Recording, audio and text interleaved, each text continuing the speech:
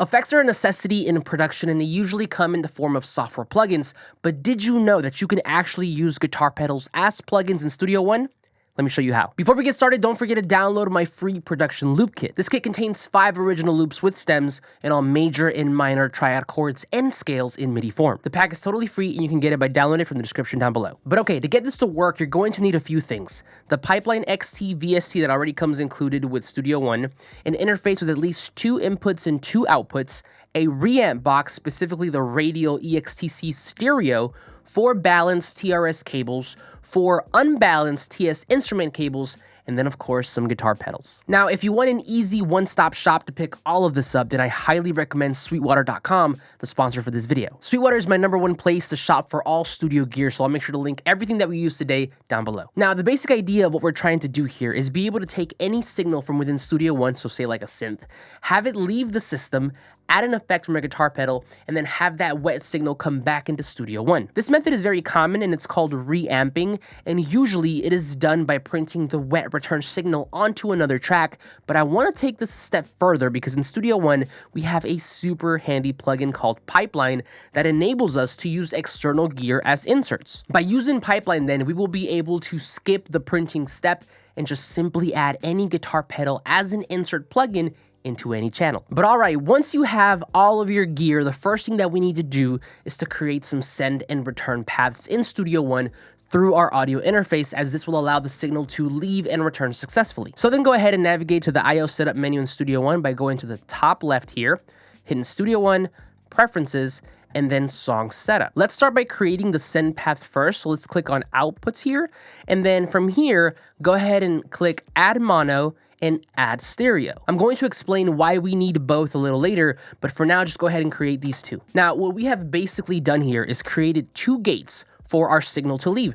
1 mono and 1 stereo, but now you need to tell Studio One where you want these gates to be placed. I already have this set up, so as you can see, my mono signal, which I called FX Send Mono, is going out of output 3 in my interface, and my stereo signal, which I called FX Send Stereo, is going out of outputs 3 and 4. From here, just duplicate this entire process in the input section to create the return path. So as you can see here, my mono signal, which I called FX Return Mono, is coming in on input 3, and then my stereo signal is coming in on inputs 3 and 4. Once all this is done, hit apply and then OK. The next thing we need to do is connect our reamp box. Now, the reason you need a reamp box is because not all signal types are made equal. The signal that leaves Studio One via any of the outputs on your interface is usually a low impedance balanced signal, and it is carried by either a 3-pin XLR cable or a TRS 1/4-inch jack cable. Guitar pedals, on the other hand, use a high impedance unbalanced signal carried by a TS or instrument cable. What the reamp box is basically doing is taking that low impedance balanced signal,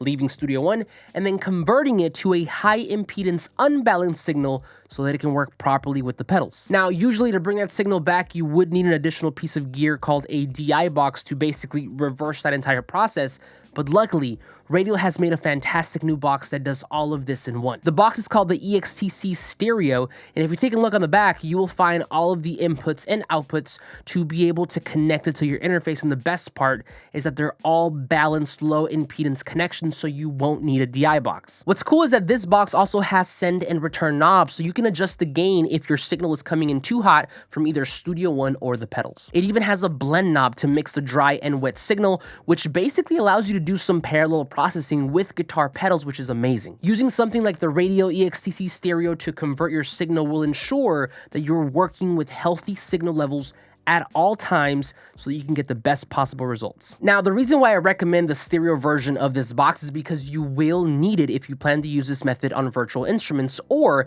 if you want to add some stereo pedal effects to mono sources. Most virtual instruments are set in stereo, and when dealing with a stereo source, you want to make sure that all effects applied are also in stereo. If you add a mono effect in front of a stereo source, it is either going to collapse it all down to mono, which can take out a lot of the VST's characteristics, or alternatively, you could just end up with one active channel and only hear the sound from the left. The good news is that this reamp box can operate in both mono and stereo, and so if you set things up like we're doing now, you will be able to apply both mono and stereo pedals to mono and stereo sources. So that was the reamp box, and once you have it all hooked up, the only thing left to do now is to integrate Pipeline XT into the mix. But before we do that, if this video has been helpful, please don't forget to drop a like. Liking the video lets me know that it was in fact helpful, and it lets the algorithm know as well, which spreads it out to more people and ultimately helps this channel grow, so thank you. Now, once all of this has been connected, let's go ahead and add our secret sauce, Pipeline XT. Now, the first thing you need to do is identify your source and what you want to do with it. If your intention is to add pedal effects to a VST, then you will need a stereo pedal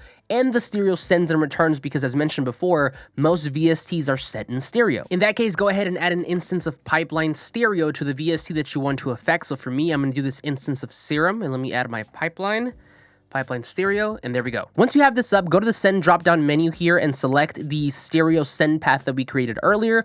So for me, that's FX Send Stereo. And then on the return drop-down menu, select the stereo return path that we also created. And again, for me, that would be FX Return Stereo. You could even save this entire thing as a Pipeline preset by clicking on this little kind of page icon here, Store Preset, and even make it the default option so it's easier to access in the future. Now for this example, I have a stereo modulation pedal from IK Multimedia called X-Vibe Connected, and I also went ahead and I programmed just a little progression here to show off this example. So then if I go ahead and I turn off Pipeline, meaning we're just hearing the sound from Serum, this is what we have.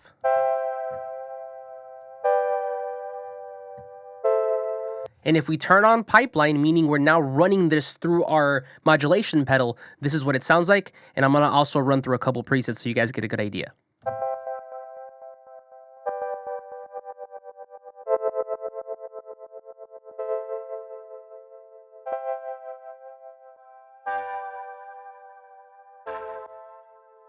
Now let's say that instead of a stereo source, you have a mono source like a guitar or a vocal. If you still want to add a stereo pedal to create some sort of stereo width, then the process is almost identical. So then once again, add an instance of Pipeline Stereo, and as before, use the stereo send and return paths. The only other thing that you have to do is make sure that this track is converted from mono to stereo by clicking on this little circle here. This will turn the single circle into two overlapping circles, and that's how you know that it is now in stereo. Let's run through some of these presets.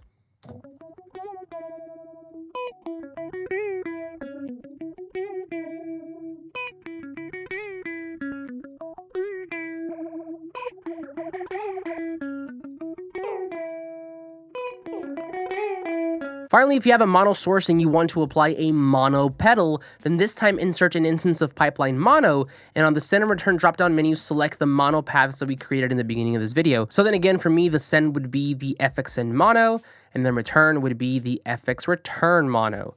And now I have this fuzz pedal here from Earthquaker Devices, so let's see what that sounds like.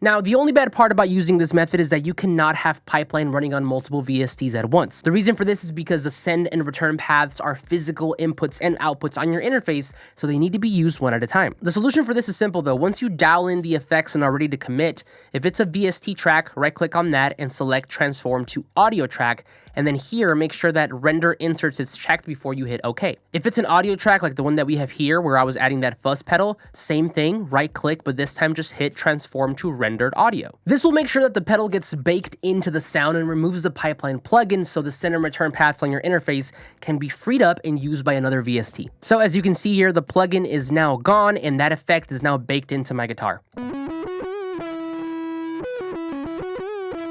But there you have it. That is how you can turn any guitar pedal into a plugin in Studio One. Once again, a huge thank you to Sweetwater for sponsoring this video. All of the gear that we use today will be listed down below, so don't forget to check it out. Now, if you want to learn more about how plugins work in Studio One, then make sure to click this video here.